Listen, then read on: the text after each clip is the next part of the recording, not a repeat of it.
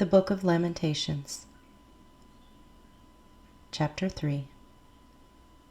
I am the man who has seen affliction by the rod of his wrath. He has led me and made me walk in darkness and not in light. Surely he has turned his hand against me time and time again throughout the day. He has aged my flesh and my skin, and broken my bones. He has besieged me, and surrounded me with bitterness and woe. He has set me in dark places, like the dead of long ago. He has hedged me in, so that I cannot get out.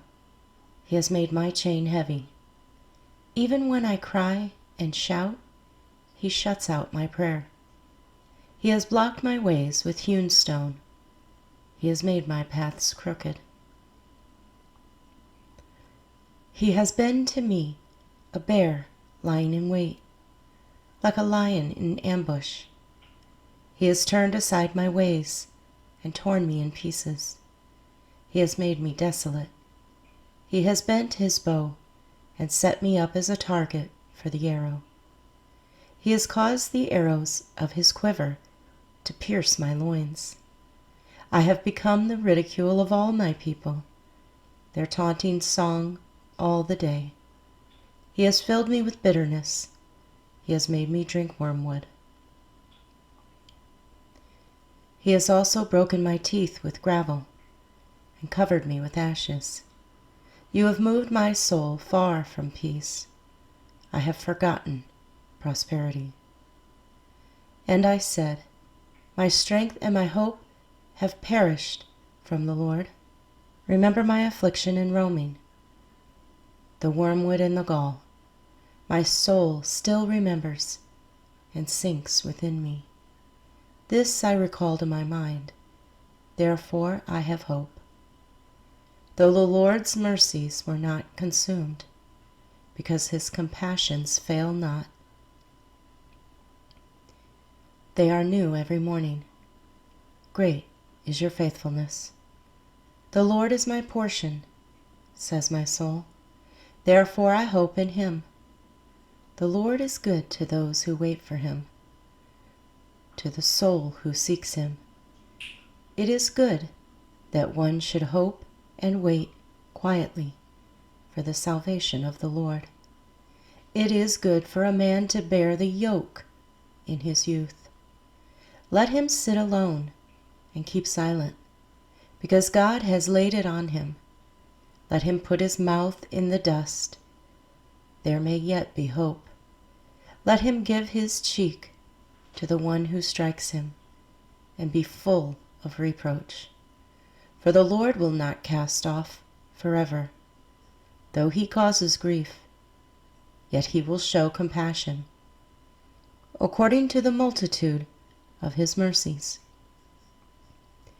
For he does not afflict willingly, nor grieve the children of men, to crush under one's feet all the prisoners of the earth, to turn aside the justice due a man before the face of the Most High, or subvert a man in his cause, the Lord does not approve.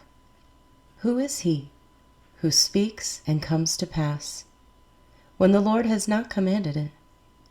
It is not from the mouth of the Most High that woe and well-being proceed. Why should a living man complain, a man for the punishment of his sins? Let us search out and examine our ways, and turn back to the Lord.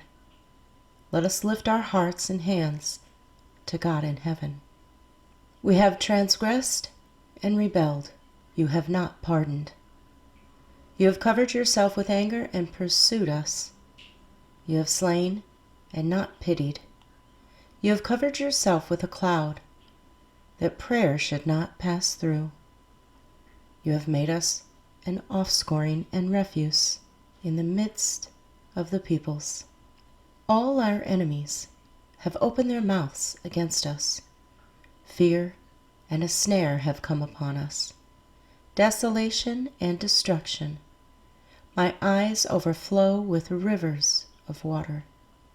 for the destruction of the daughter of my people.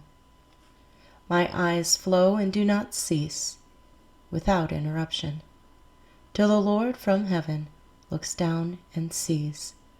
My eyes bring suffering to my soul, because of all the daughters of my city. My enemies without cause hunted me down like a bird. They silenced my life in the pit and threw stones at me. The waters flowed over my head. I said, I am cut off. I called on your name, O Lord. From the lowest pit you have heard my voice. Do not hide your ear from my sighing, from my cry for help. You drew near on the day I called on you, and said, do not fear. O Lord, you have pleaded the case for my soul. You have redeemed my life. O Lord, you have seen how I am wronged. Judge my case. You have seen all their vengeance, all their schemes against me. You have heard their reproach, O Lord, all their schemes against me, the lips of my enemies, and their whispering against me all the day. Look at their sitting down and their rising up. I am their taunting song. Repay them, O Lord, according to the work of their hands. Give them a veiled heart. Your curse be upon them. In your anger, pursue and destroy them from under the heavens of the Lord. Lamentations, chapter 4. How the gold has become dim. How changed the fine gold.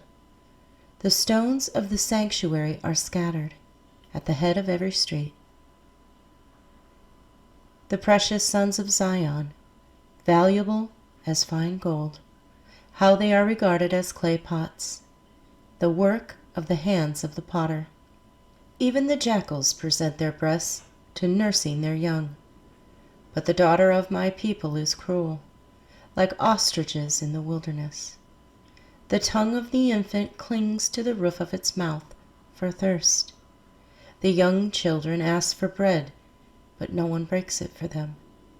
Those who ate delicacies are desolate in the streets. Those who were brought up in scarlet embrace ash heaps. The punishment of the iniquity of the daughter of my people is greater than the punishment of the sin of Sodom, which was overthrown in a moment with no hand to help her. Her Nazarites were brighter than snow and whiter than milk. They were more ruddy in a body than rubies, like sapphire in their appearance. Now their appearance is blacker than soot. They go unrecognized in the streets. Their skin clings to their bones. It has become as dry as wood. Those slain by the sword are better off than those who die of hunger, for these pine away, stricken for lack of the fruits of the field. The hands of the compassionate woman have cooked their own children. They became food for them in the destruction of the daughter of my people. The Lord has fulfilled his fury. He has poured out his fierce anger. He kindled a fire in Zion, and it has devoured its foundations. The kings of the earth and all the inhabitants of the world would not have believed that the adversary and the enemy could enter the gates of Jerusalem, because of the sins of her prophets and the iniquities of her priests, who shed in her midst the blood of the just. They wandered blind in the streets. They have defiled themselves with blood, so that no one would touch their garments. They cried out to them, "Go away, unclean! Go away, go away! Do not touch us!" When they fled and wandered, those among the nations said, "They shall no longer dwell here." The face of the Lord scattered them. He no longer regards them. The people do not respect the priests, nor show favor to the elders. Still, Our eyes failed us, watching vainly for our help. In our watching, we watched for a nation that could not save us. They tracked our steps so that we could not walk in our streets. Our end was near. Our days were over, for our end had come.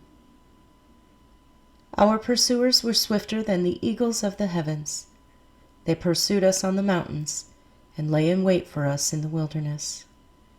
The breath of our nostrils, the anointed of the Lord, was caught in their pits, of whom we said, under his shadow we shall live among the nations. Rejoice and be glad, O daughter of Edom, you who dwell in the land of Uz. The cup shall also pass over to you, and you shall become drunk and make yourself naked. The punishment of your iniquity is accomplished, O daughter of Zion. He will no longer send you into captivity. He will punish your iniquity. O daughter of Edom, he will uncover your sins. Lamentations, chapter 5.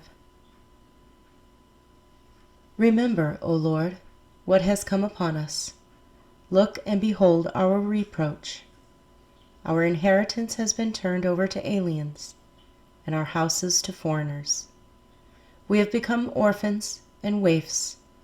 Our mothers are like widows. We pay for the water we drink, and our wood comes at a price.